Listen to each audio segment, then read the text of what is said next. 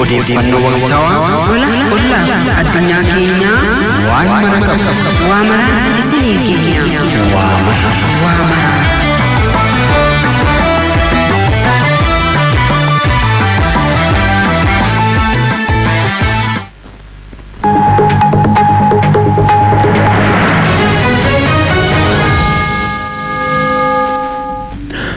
Foto keenya deebuudhaan akkam bultan OBN FM Finfinnee 92 dirraan qophii waamaraa keenya kan ganama roobii eegaleeti kan jiru qophii waamaraa keenya guyyaarraan tanaa kana keessatti akkuma yeroo hundaatu odeeffannoolee wayitaawaa biyya keessaa fi biyya alaa dhimmoota garaagaraa qabannee stuudiyootti argamneeti kan jiru qophii waamaraa keenya eegaleeti kan jiru qophii waamaraa keenya arraa wajjin Faisal Adam qophii waamaraa keenya arraa kan eegalu dhuggaawsaa kanaaf qabannee jalqabna.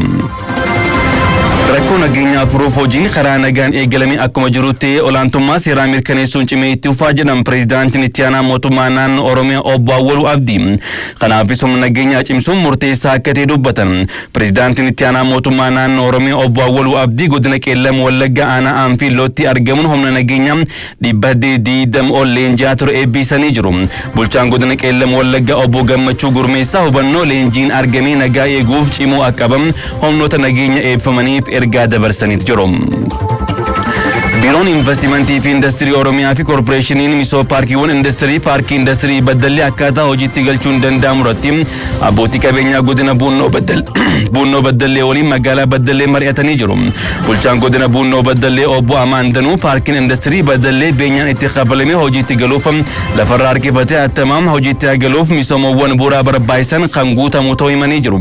Hojii gaggeessituun korporeeshinii misoo paarkiiwwan industirii Oromiyaa Abdii Sannaayit Mabree abbootiin qabeenyaa biyya keessaa Maisum paarkii industirii Baddallee yeroo dhiyootti ijaarsa xumuramee hojiitti galuuf korporeeshinichi ciminaan hojjechaa jiraachuu himan. Hoogganaan itti aanaa biiroo investimentii fi industirii Oromiyaa Obbo Margaa Qanaa gama isaaniitiin warraaqsa dinagdee Oromoo lafa qabsiisuuf qonnaan bultoota abbootii qabeenyaa fi waldaalee himaataa baay'inaan gara investimentiitti galchuudhaaf hojjetamaa jiraachuu dubbatan. Abbootiin qabeenyaa carraa argametti gammaduu himuudhaan fuulduratti gurmaa'uun paarkii industirii kana keessatti qooda fudhachuun duula hiyyummaa xiqqeessuuf godhamaa jiru keessatti geessaanii kan baatan akka ta'e himan. Interpreneroonni dorgomaa ta'an baay'inaan horachuudhaaf hojjetamaa jiraachuu biiroon carraa hojii uumuu fi ogummaa Oromiyaa beeksise. Biirichi raawwii kurmaana sadaffaa qooda fudhattootaa wajjin magaalaa Adaamaa qoratee jira. Hoogganaan biiroo carraa hojii uumuu fi ogummaa Oromiyaa Injiinar Eebbaa Garbaa badhaadhina maatii mirkaneessuudhaaf carraa hojii babal'isuun nama dhuunfaa irratti xiyyeeffachuudhaan hojjetamaa jiraachuu himanii jiru. Kanaanis tajaajila ammayyeessuudhaaf hojjetamaa jiraachuu kan eeran yoo ta'u naannichatti wabii nyaataa mirkaneessuuf lammiilee hiyyummaa keessa jiran hiyyummaa baasuuf carraa hojii itti fufiinsa qabu uumuudhaaf hojjetamaa jiraachuu dubbatan. Alergii cimsuudhaaf oomisha qulqullina qabu oomishuun sharafa haala argamsuudhaaf mootummaan xiyyeeffannoo addaa itti kennee hojjechaa jiraachuun Injiinar Eebbaa Garbaa dubbatan. Oomishni maallaqa guddaan itti ba'u kan alaa galu kan biyya keessaan bakka buusuudhaafis qooda fudhattootaa waliin hojjetamaa jiraachuu kaasan. Ministeerri qonnaa Dr. Girmaa Amantee dura teessoo mana marii imaammata misooma Deenmaark aanaa Meet Kiijar wajjin mari'atanii jiru. Itoophiyaa fi Deenmaark hariiroo damdaneessa biyyoota waliin qabanidha. Keessattuu Deenmaark damee misooma qonnaa Itoophiyaaf kan tumsa guddaa gootudha. Tumsa damee qonnaan Itoophiyaaf gumaachitee akkaataa itti daran cimsuun danda'amu irratti ministeerri qonnaa Dr. Girmaa Amantee dura teessoo mana marii imaammata misooma Deenmaark aanaa Meet Kiijar wajjin mari'atan. Qonna Itoophiyaaf damee diinagdee isa guddaa ta'e kan sadarkaa guddaa guddisuudhaaf tumsi Deenmaark iddoo murteessaa akka ta'e kan kaasan yoo ta'u damee qonnaa kanaas ammayyeessuudhaaf hojiileen garaagaraa hojjetamaa jiraachuu kaasan. Qonna ammayyeessuuf hojiileen hedduun hojjetamaa jiraachuu kan kaasan yoo ta'u dhiibbaan jijjiirama haala qilleensaa dhiibbaa damee qonnaa irra ga'u hir'isuudhaaf waggoottan 5 darban sagantaa ashaaraa magariisaan biqiltuun biliyoonaan lakkaa'amu dhaabbachuu Dr. Girmaan kaasanii jiru. Mootummaan damee qonnaatiin keessummaa sagantaa seeftineetii misoomawwan kilaastara koomershaalaayzeeshiniin qonnaan misooma magariisaa jijjiirama haala qilleensaa dandamachuu danda'u fi hojiiwwan birootiin hojiin bu'aa qabeessa ta'e hojjetamu Dr. Girmaan ibsa laataniitiif jiru. Minister Deetaa Minister Dhimmaala Ambaasadar Misgaanuu Araggaa barreessaa olaanaa dhaabbata qindoomina kibbaa Sheek Mansuur bin Muusilsaal wajjin mari'atanii jiru. Marichaan hariiroo dhaabbatichaa fi Itoophiyaa jidduu jiru cimsuu fi haala dhaabbata qindoomina kibbaa waliin walitti dhiyeenyaan hojjechuun danda'amu irratti marii bu'a qabeessa godhanii jiru. Dhaabbatichi beekumsa maddisiisuu fi sirna barnoota hirmaachisaa ta'e akka ijaaramu sadarkaa idil addunyaatti hojjechuudhaan kan beekamudha. Dhaabbatichi biyyoota miseensota haammatu kibba yookaan saawuz jidduutti barnoota teeknikaa fi gargaarsa gargaarsa maallaqaa umuudhaaf tajaajila jiraachuu beeksisuusaa odeeffannoo ministeera dhimma alaa irraa arganne ni mul'isa. mootummaan Jarman gama baankii misooma Jarmaniin hospitaalota barnoota 8tiif meeshaalee wal'aansaa yuuroo miliyoona 3.6 tilmaamu deeggarsa godhe. Sirna walakkaa fuudhinsa meeshaalee kanneen irratti hooggantoonni ministeera fayyaa barnootaa bakka bu'aan baankii misooma Jarman ambaadarri imbaasii Jarmanii fi bakka buutonni hospitaalota argamanii jiru.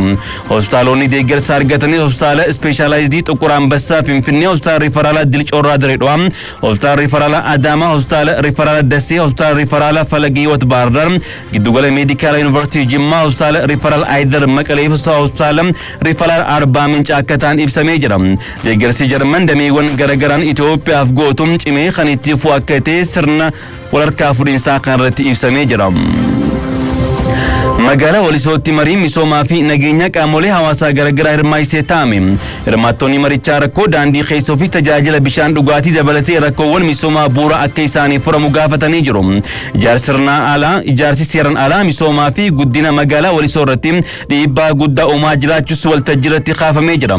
Nageenya isaanii eeggachuudhaaf gahee isaanii kan baatan ta'uu kan himan yoo ta'u kantiibaan magaalaa Walisoo obbo Gammachuu Araddaa rakkoo misoomaawwan bu'uuraa furuuf hawaasaa waliin ni hojjenna. Qabeenya uumamaa naannoo magaalaa Walisootti argamu madda diinagdee gochuudhaaf bulchiinsi magaalichaa xiyyeeffannoo itti kennee hojjechaa jiraachuu himan. Hawaasni nageenya tikfachaa hojiilee misoomaa irratti hirmaachuu qabanis kantiibaan magaalichaa dhaamaniiti jiru. odeeffannoo sobaa fi haasawaa jibbinsaa babal'achuun badii geessaa jiraachuu abbaan taayitaa miidiyaalee Itoophiyaa beekse. Abbaan taayitichaa tatamsa'ina haasaa jibbinsaa odeeffannoo sobaas darkaa fi haala irra jiru ilaalchisee gabaasa qorannoo dhiyeesse. Kaayyoon gabaasichaa dhaabbileen kennitoota tajaajila miidiyaa hawaasummaa hangam bu'uura labsiin dirqama isaanii baachaa jiru kan jedhu ilaaluuf akka ta'e ibsame. Odeeffannoon sobaa fi haasofni jibbinsaa babal'achuun nageenya hawaasaa irratti dhiibbaa hangana jedhamne uumaa jiraachuudha kan ibsamee jiru. Abbootiin amantaalee tokko tokko aktivistoonni qaamoleen siyaasaa fi rogeeyyii miidiyaalee hawaasummaa fi qaamoleen dhuunfaa madda haasawaa jibbinsaa hangafoo ta'uu gabaasni ifoomee ibsee jira. Haasofni jibbinsaa kunneen saba, amantaa, afaan, eenyummaa namoota dhuunfaa, garee namoota babbeekamoo, namoota siyaasaa fi aangoota irratti kan xiyyeeffate akka ta'e abbaan taayitichaa gabaasaatiin eeree jira. Dhaabbileen tajaajila miidiyaa hawaasummaa dambii fi qajeelfama kabajuun itti gaafatamummaan hojjechuu akka qaban abbaan taayitaa miidiyaalee Itoophiyaa gaafateeti jira. Oromiyaatti qonna arfaasaa barnaan lafa misoomsuuf qorfamee ol raawwatamaa jiraachuu biiroon qonnaa Oromiyaa beekse. Naannichatti barana qonna arfaasaa lafa hektaara miliyoona takkaa fi 200,000 misoomsuuf qorfamee hektaara miliyoona takkaa fi 300,000 qophaa'uu misoomaa jiraachuu hoogganaan biiroo qonnaa Oromiyaa obbo Geetuu Gammachuu himan. Qaama hojii kanaa kan ta'e godina Baalee aanaa Sinaanaatti obbo Geetuun facaasa eegalchiisanii jiru. Qonnaan bultoonni aanichaa makaanaayizeeshiniitti fayyadamuun oomicha isaanii guddifachaa jiraachuu himanii jiru. Godina Baaleetti barana qonna arfaasaa aanaalee 10 keessatti lafa hektaara 200,000 ol misoomsuuf hojjetamaa jiraachuu itti gaafatamaa waajjira qonnaa godinichaa obbo Aliyyi Mahammad himan. Naannoo Oromiyaatti barana qonna arfaasaa lafa hektaara miliyoona takkaa fi 200,000 misoomsuuf qorfamee tureen haala mijataa uumeef xiiqiin hojiitti galuun karooraa ol raawwatamaa jiraachuu hoogganaan biiroo qonnaa Oromiyaa obbo Geetuu Gammachuu himan. Itoophiyaa fi Jibuutiin odeeffannoo immigireeshinii wal jijjiiruu fi tumsa to'annoo daangaa qaban caalmatti guddisuudhaaf walii galan. Daayirektarri olaanaan tajaajila immigireeshinii fi lammummaa Itoophiyaa aadde Salaamaa Daayitii fi ministeera biyya keessaa Jibuutii Sayyid Nuh Hassan waliin haala odeeffannoo immigireeshinii wal jijjiiruun danda'amu irratti walii galtee mallatteessanii jiru. Qaamoleen lamaan lammiilee sanada malee Jibuutitti argaman odeeffannoo immigireeshinii wal jijjiiruu to'annoo daangaa tajaajila lammummaa fi dhimmoota biroo irratti mari'atanii jiru. Dhimmoota kanneen tumsa qaban caalmatti cimsuudhaaf waliigaluu ragaan ministeera dhimma alaa irraa arganne ni mul'isa.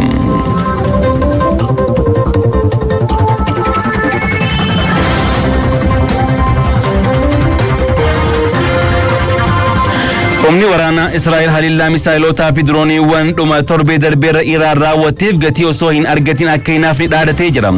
Haliillaa kana fakkaatu nurra gahee gonkumaa hin ta'in jechuudhaan qondaaltonni waraanaa Teel Aviv dubbachuu irratti argaman jedhamaa jira.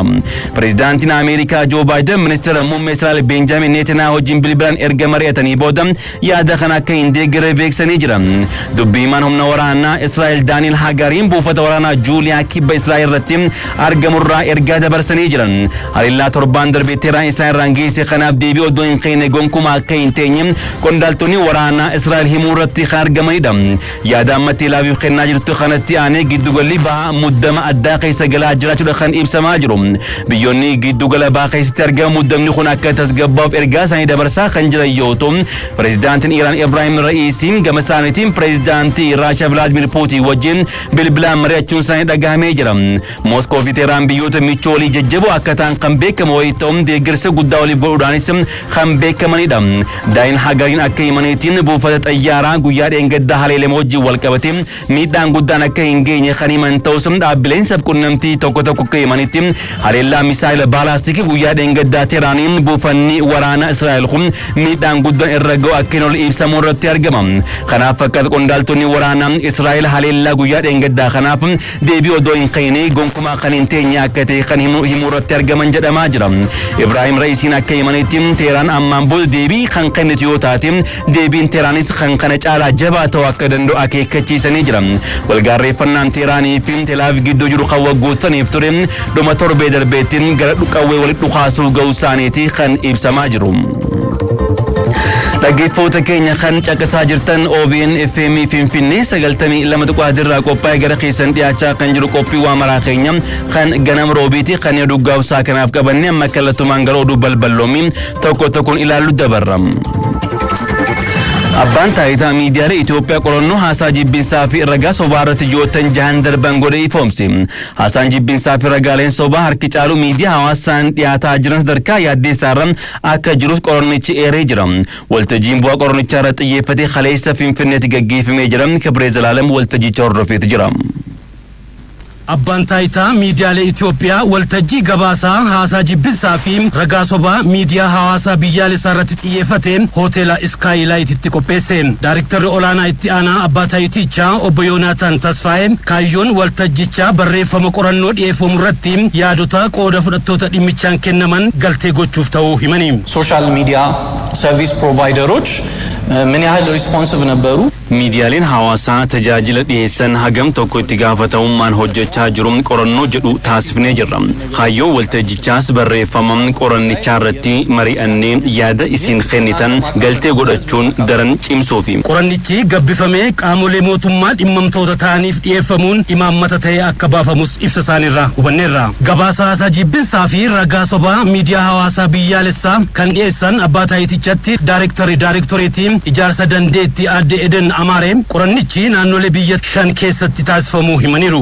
በአምስት ክልሎች በአማራ፣ በደቡብ፣ በሶማሌ፣ ኦሮሚያ qorannichi naannolee biyyattii shan Amaaraa, Kibba, Somaalee, Oromiyaa, Harar akkasumas magaalaa Finfinneetti kan geggeeffamedha. Kanaanis deebiiwwan 1776 kan of keessaa qabudha. Naannoleen kunniinis baay'ina uummataa qabaniin agarsiiftuuwwan ni argamu jedhamuun kan filatamanidha. Miidiyaalee hawaasaa haasaan jibbinsaa ittiin raawwatame keessaa 60 Telegiraamii, harki 50 ol Feesbuukii, 50 TikTokii, harki 50 hanga 60 yuutuubii fi kanneen biroo ta'uun qorannichaan eerameera. Ragaalee sobaa miidiyaalee hawaasaatiin ji'oottan jahan keessatti dhiyeeffaman 65 oliin yaaddeessaa akka ta'es gabaasichaan ibsameera. Hirmaattonni waltajjichaa olaantummaa seeraa fi ogummaan akka kabajamuuf dhimma rakkoo biyyaa ta'ee jiru kana ittisuu akka barbaachisu dubbatanii. የዛሬው መድረክ እውነት ለመናገር በጣም ጠቃሚና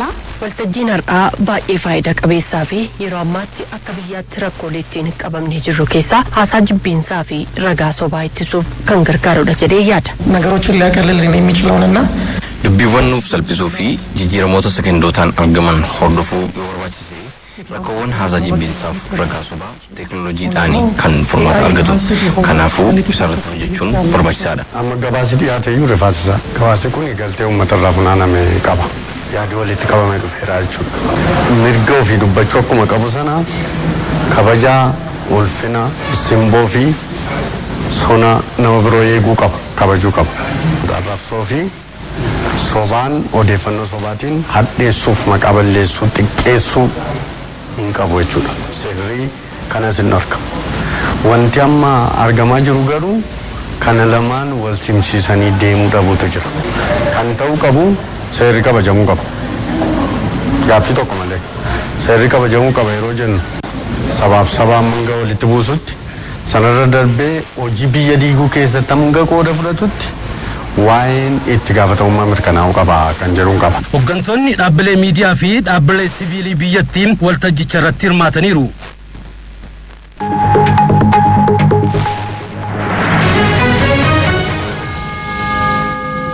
Ejensiin geejjiba Oromiyaa sirna to'annoo awutomeeshinii fi itikeetingii hojirra oolchuun rakkoowwan geejjibaa uummata irratti mul'atan furuuf hojjechaa jiraachuu ibse.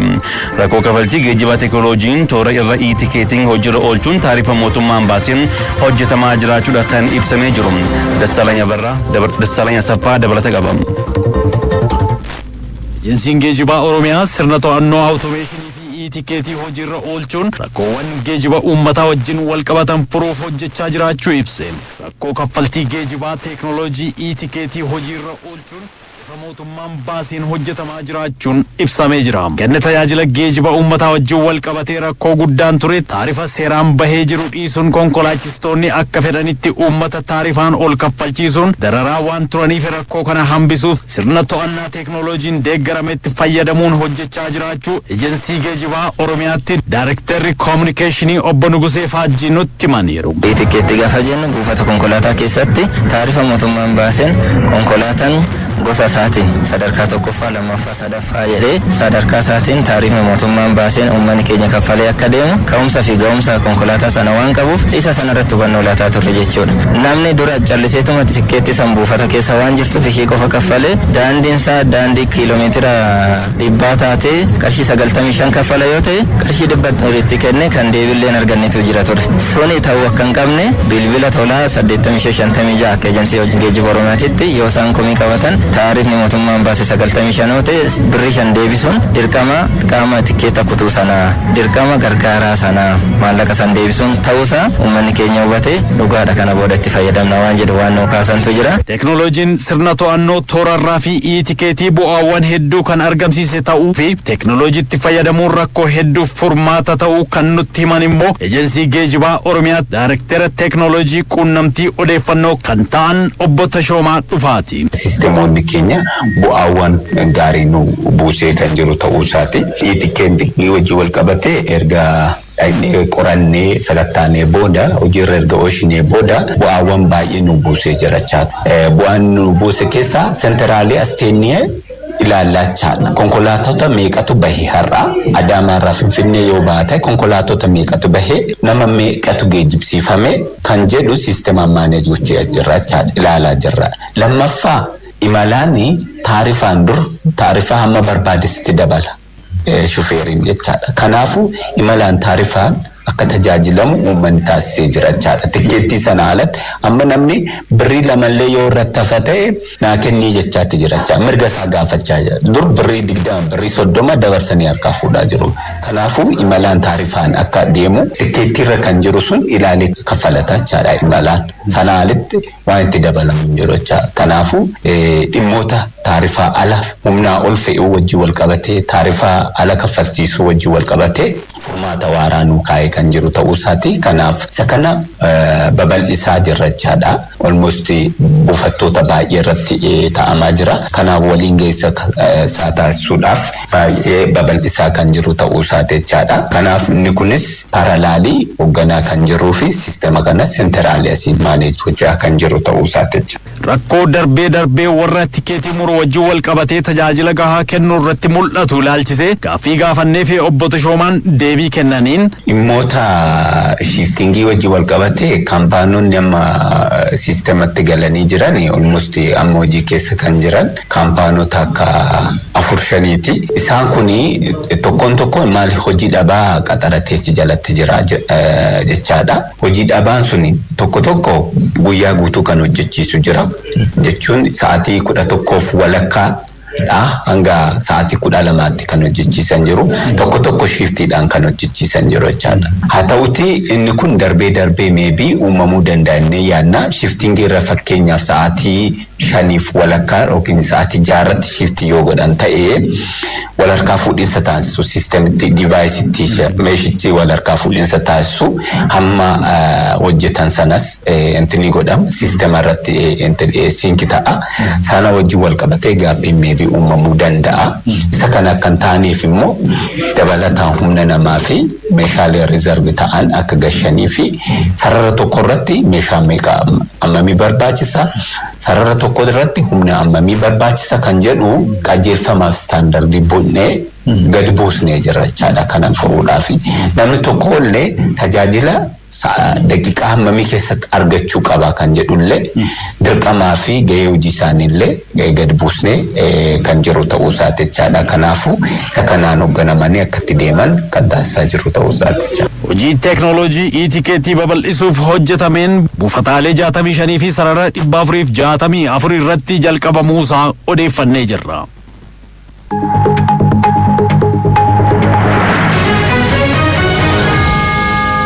kan dhaggeeffachaa jirtan OBN FM Finfinnee 92.1 irraa qophaa'ee gara keessan dhiyaachaa kan jiru qophii waamaraa keenya kan ganama roobiitiin qophiin waamaraa itti fufee jira. Itoophiyaan guddina dinagdee galmeessaa jiraatus hunda galeessummaa isaa irratti ammaas cimaa irratti hojjechuun baay'ee barbaachisaa akka ta'e hayyuun dinagdee obbo Abdii Tashoomaa turtii addatti FM Finfinnee wajjin godhanii himanii jiru. Milkaa'ina guddina dinagdee biyya tokkoof carraaqqii mootummaan godhuun dabalatatti lammiileen hirmaannaa isaanii cimsuun akka irraa eegamu himanii jiru. Ergitaa Gonfaa gabaas dabalataa qaba. Jiruuf jireenya hawaasummaa keessatti gama dinagdeen guddachuu fi guddachuu dhabuun dhiibbawwan idil addunyaa gama kanaan jiran dandamachuuf murteessaa wantoota ta'an keessaayi. Kanaafis biyyoonni danuun olaantummaa dinagdee kana argachuuf yoo wal falman kun immoo hiyyummaa keessaa bahuudhaan tarree biyyoota galii giddugaleessaa qabanii keessa galuuf carraaqqii taasisaa jiru. Dinagdeen jijjiiramuudhaaf hojiiwwan murteessoo irratti dalagamuun barbaachisu keessaa oomisha oomishtummaa gama hundaan dabaluudha kan jedhan barsiisaan Ikoonomiksii Yuunivarsiitii Ambootti kaampaasii Walisoo obbo Abdii Tashoomaati.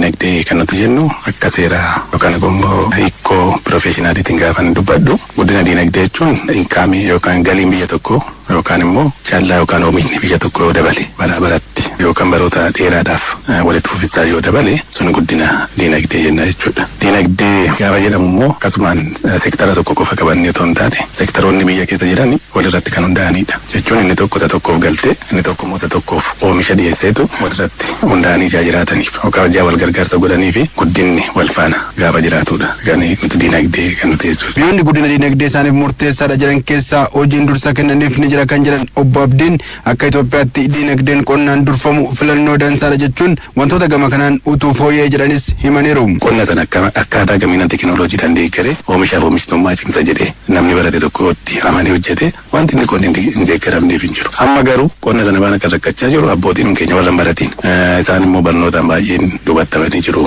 Teekinooloojii fudhattuu irratti qoshii ilaalcha isaan qaban gaarii miti maaliif hin beekan ijaa ta'ee fi beekumsa hubannoo ijaa hin qabneef wantoota kana ta'uu wannoo ta'e oomishni qonnaa wanti naannoo hin jenneef hin jiru maaliif lafa bal'aa qabna humna oomishuu sirriitti qabna humna oomishuu kun garuu gaditti bu'ee sirriitti piroodaaktiif ta'uu irratti xiqqoo ilaalcha namoota jijjiiruun dirqama natti fakkaatan akka kootti. Akka Itoophiyaatti guddinni dinagdee biyyattii yeroodhaa yerootti dabalaa jiraachuun hojiif bu'aaleen agarsiiftuu ta'anii fi ragaaleen akka IMF ni mul'isu. Guddinni dabalaa jiraachuu biyya tokko kan ittiin safaramu karaa lamaan ta'uu kan himan hayyuun dinagdee Yuunivarsiitii Amboo obbo Abdii Tashoomaa akka Itoophiyaatti guddinni jiru kunis dhugaa ta'uu himuudhaan hunda galeessummaa isaa irratti garuu hanqinni ni jira jedhu. Guddinni biyya keessatti ni jira istiraakchiraalii, instituushinaali, poolitikaali wantoonni jijjiiramoonni tokko sirriitti jiru.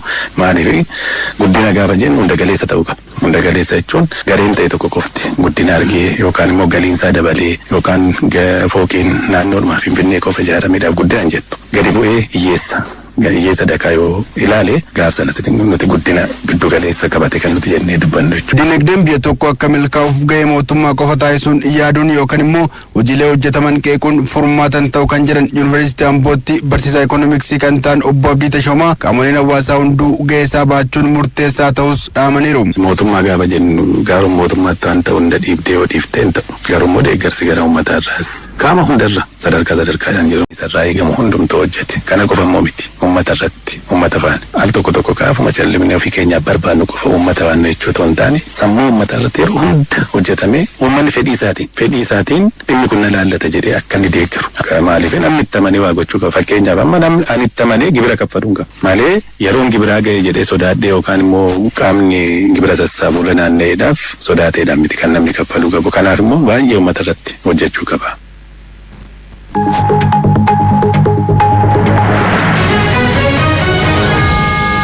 Kantiibaan bulchiinsa magaalaa Finfinnee Aadde Adaanach Abeebeen Itoophiyaatti ambaasaadara Ameerikaa Irvin Jose Masingaa wajjin mari'atanii jiru. Marii isaaniitiin dhimmoota hojiilee misoomaa magaalaa Finfinnee raawwatamaa jiran daandiiwwanii fi dhimmoota gamlamee waliin hojjechuun danda'amu irratti mari'achuudhaan kantiibaan bulchiinsa magaalaa Finfinnee kan himan. Hariiroo obbolummaa Finfinnee magaalota Ameerikaa waliin qabduun haala guddisuun danda'amu irratti wajjin mari'achuu isaanii ragaan waajjira kantiibaa bulchiinsa magaalaa Finfinnee irraa arganii ni mul'isa. Godina Gujii lixaa dargaggoota jallisii Gidaaboon misooma hojjechuuf gurmaaniif meeshaaleen hojii kenname. Dargaggoonni kunneen waggoottan dura ture jallisii kanaan akka misoomsaniif waldaan kan gurmaanii jiru. Hanqinni meeshaalee hojii otoo hojii hin eegaliin turuu gaafii isaanii kan ture yoo ta'u yeroo ammaa kana garuu meeshaaleen qonnaa kennameefii jira. Dargaggoota kanneeniifis tiraaktara qonnaa, mootor bishaanii fi kaartaan qabiyyee lafaa iddoo hoogganaan biiroo misooma jallisii fi horsee bulaa Oromiyaa Injiinar Girmaa Raggaasaa argamanitti kan kenname. Namoonni carraa kan argatanis hojjetanii milkaa'uudhaaf cichoominaan kan hojjetan akka ta'e yoo dubbatan bulchaan godina Gujii lixaa obbo Aduulaa Irbeeyyiin dargaggoonni carraa kan argatan martuun dhaabbilee barnoota olaanoorraa kanneen eebbifaman akka ta'e himan. Ogummaa qaban qindeessuunis ofii fi biyya isaanii fayyaduudhaaf ciminaan hojjechuun akka irraa eegamu kan dhaaman yoo ta'u itti gaafatamaan waajjira kilaastara misooma baadiyyaa Oromiyaa obbo Dastaa Nageessoo hojiin ogummaan deeggarame raawwatamu bu'aa qabeessa waan ta'uuf carraa argatanii hojjetanii milkaa'uu qaban dargaggoota kanneeniif dhaamanii jiru. Hoogganaan biiroo misooma jallisii fi horsee bulaa Oromiyaa Injiinar Girmaa Raggaasaa gama isaaniitiin fayyadamummaa dargaggootaa mirkaneessuudhaaf gama maraan mootummaan xiyyeeffannoo guddaa itti kennee hojjechaa jiraachuu himaniiti jiru. Dhimma bal'inaan qabanneetti aantu wayi dabarruun bulchiinsa magaalaa Caanjootti inisheetiivii addaa mootummaan bocee gadi buuse irraa dargaggoonnii fi dubartoonni waldaan gurmaanii bu'aa argachaa jiraachuu himan.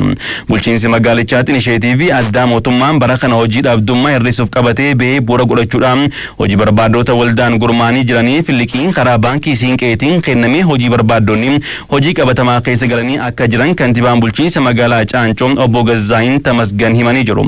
Gonfaa Baayisaa dabalata qaba.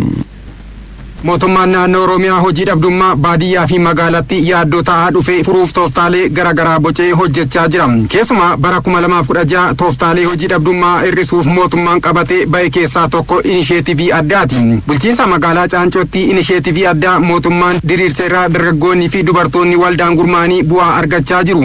Addee Abazuu Mitikkuu fi Masarat Baqqalaa bulchiinsa magaalaa Caancoo keessa jiraatu. Liqii bulchiinsi magaalichaa baankii siinqee waliin mijeesseefitti gargaaramuudhaan ameessa 4 bitanii aannan ilmanii gurgurachaa jiraachuu dubbatu.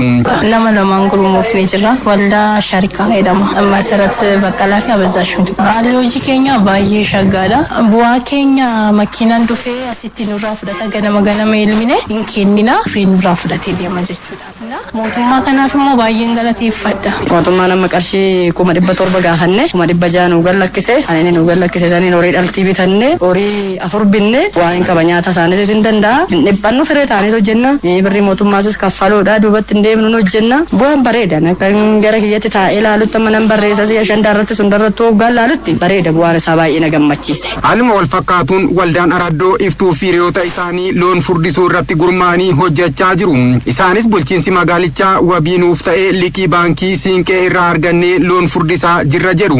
Kan irratti gurmoomne horsiisa loon furdisuu irratti gurmoomne waldaan keenya amma waldaa Araddoo fi iftuu jedha. Ammaaf immoo horii 7 qabna. Akkaataan kaapitaalli nuyi arganne san irraa kaane horii 7 galchine jechuudha. Deeggarsi gama mootummaatiin nu taasifame. Inisheetiivii kanaatiin waan silaa qajeelfamni mootummaadhaa gad dhufe akkaataa saniin mootummaan akka silaa liqii illee nu mijeessu hootaa itti furdifnu kanallee immoo akkaataa kanaan nu mijeessee ijaare nu kenne liqii illee immoo silaa gama baankii hidhamiinsa baankii siinqeetiin taasifame akkaataa saniin baankii siinqeetillee immoo bulchiinsi magaalaa Caancoodhaa wabii ta'ee nu immoo isaafillee kaartaa lafaa kenninee fi carraa kana mootummaan nu kenne. Obbo Tashoomaa Dajanee hojii geggeessaa baankii siinqee damee magaalaa Caancooti. Hojii barbaaddota waldaan gurmaanii ulaagaa barbaachisu guutaniif qarshii miliyoona 2.4 liqiin kennamuu dubbatu. Horii furdisuu irratti, hoolaa furdisuu irratti, hindaaqqoo horsiisuu irratti kana irratti gurmaanii jiraniif kilaasteroota magaalaa fi aanaa keenya keessatti gurmaantu jira. Kilaastera waan jiran kana keessatti baankii siinqee liqii bulchiinsa magaalaa walii godhee nama waliin qabneef walii bulchiinsa magaalaa ta'e liqii waldaa shanii gadhiisneerra jechuudha. Waldaa tokkoof naannoo magaalaa Caancoo irratti naannoo miliyoona 4 gadhiisnee jirra. Itti gaafatamaan waajjira carraa hojii uumuu fi ogummaa bulchiinsa magaalaa Caancoo obbo Dammallaash Girmaan bara kana waldaaleen inisheetivii mootummaan gadi buuse akka magaalichaatti gurmeessuudhaan walitti hidhamiinsa baankii Siinqee waliin uumne hojii barbaaddota hojii keessa galchineerra jedhu. Bara kana yoo xiqqaate inisheetivii mootummaa qabnu faana bara kanas kallattiin daddarbee inisheetivii mootummaa ijaaramee kilaastarri horii furdisuu ijaaramaniiru jechaadha. Ijaarsa kana keessatti yoo xiqqaate tokko gaafa ijaaramu waldaan kun adeemsawwan keessa darbuu qabu san hunda isaa gaafa darbu biizines pilaanis hojjetamee baankii Siinqee ga'ee baankii Siinqee immoo liqeeffachuu danda'a sana erga approve godheen booda waldaaleen kun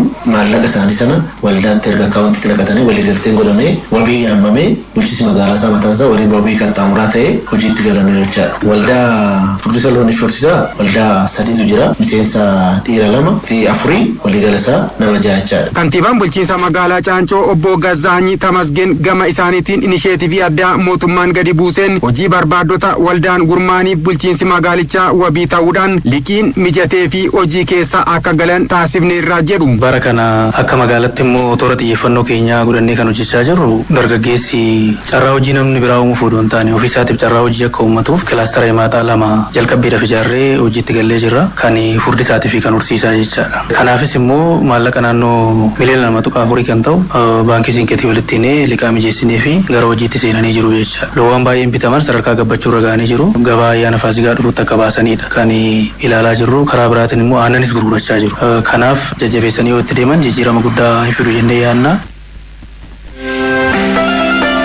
Carraaqqii keessan maallaqatti jijjiirtanii humna keessan osoo hin qusatin ni ifaachuu. Amanamummaan hundaa ol waan ta'eef dhugumaan onneerraa hojii keessan ni hojjettu. Waadaa keessan eegdanii hojii keessaniin ni galateeffatamtu.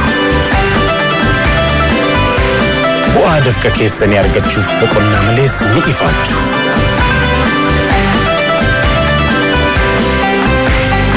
Dafqa keessaniin gammachuu ni argattu. Amantii keessanitti kan ciccitan isin daboodha.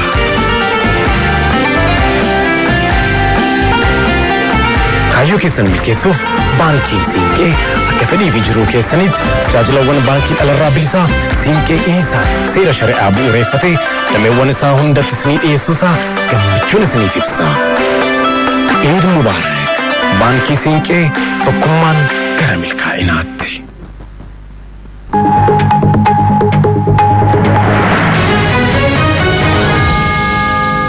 Kan dhaggeeffachaa jirtan OBN FM Finfinnee 92 irraa qophaa'ee gara keessan dhiyaachaa kan jiru qophii waamaraatiin hundeeffama magaalaa Shaggariin rakkoon hawaasa bal'aan akka furamuuf irra xiyyeeffatamee itti hojjetamaa jiru keessaa tokko waliin ga'iinsa barnootaati. Bulchiinsa magaalichaatti waajjirri barnootaa kutaa magaalaa Manaa Abbichuu manneen barnootaa idilee bal'isuudhaan dabalataa barnoota geessisaa irratti xiyyeeffachuudhaan hojiin bal'aan hojjetamaa jiraachuudhaan kan ibsamee jiru. Bulchaa nagaraa dabalata qaba. Hundeeffama magaalaa Shaggariin rakkoowwan hawaasaa furuuf bal'inaa irratti hojjetamanii fi hojjetamaa jiran keessaa inni tokko fedhii barnoota lammiilee guutuudha. Walga'iinsa manneen barnootaa mirkaneessuuf akka bulchiinsa magaalichaatti hojiiwwan gurguddoo hedduun kan hojjetaman ta'uu ragaan waajjira barnootaa magaalichaa irraa arganne ni mul'isa. Bulchiinsa magaalaa Shaggar kutaa magaalaa Manaa Abbichuutti itti gaafatamaa waajjira barnootaa kan ta'an obbo Buzaayyoo Kabbadaa sochiin barnootaa abdachiisaa ta'ee jiraachuudha kan isaan nuuf himan. Sochiin barnootaa magaalaa Shaggar akkasumas kutaa magaalaa Manaa Abbichuu bara kana keessatti sochiin jiru baay'ee gaariidha. Hirmaannaa barattoota irraa jalqabnee bara kana barattoota hedduu naannoo 9,000 fi 500 ol kan ta'an galmeessinee baruu barsiisuu keessa gallee jirra. Magaalaan Shaggar Finfinneetti dhiyeenyaan jiraatus baroota darban keessa carraan barnoota argachuu hawaasa magaalichaa dhiphaa akka ture kan yaadachiisan obbo Buzaayyoon rakkoo kana furuufis hojiin bal'aan hojjetamaa jiraachuudha kan isaan dubbatan. Waliin ga'iinsa godina addaas ta'e akkasuma magaalli yeroo ammaa magaalli Shaggar Finfinneetti baay'ee dhiyoodha.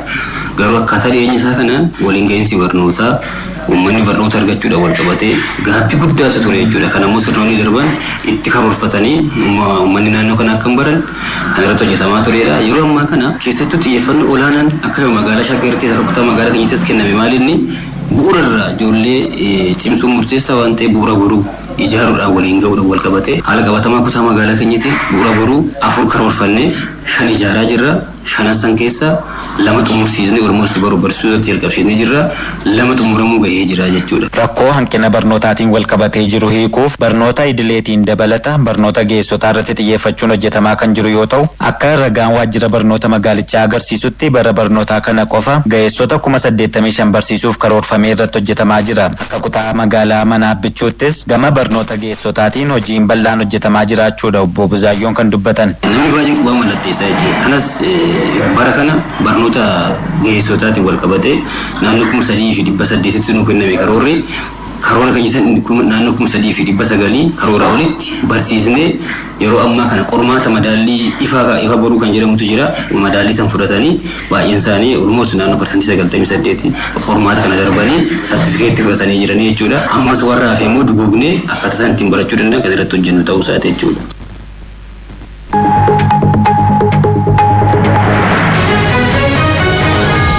OBN FM Finfinnee 92 kan hordofaa jirtan qophiin immoo qophii waamaraa keenya kan ganama roobiitiin qophii waamaraa keenya tufeetii kan jiru ayyaanni Iida Shawaalaan agarsiisa daandiirraan kaleessa jala bulchiirraa fi guyyaa har'aan tanaa magaalaa Hararitti kabajamuu irratti argama naannoo Hararitti ayyaanni Iida Shawaalaa agarsiisa daandiirratti kabajamuu irratti argama ayyaanichi akkaataa duudhaan walummaa guddisuu mul'isuudhaan sabaaf sablammootaa waliin kabajamaa jiraachuudha kan ibsamee jiru abbootiin amantaa jaarsoliin biyyaan haadholiin dargaggoonnii fi guddattoonni sirna kabaja ayyaanichaa irratti hirmaachuu ragaan ministeera aadaa fi ispoortii irraa arganne kan mul'isuudha.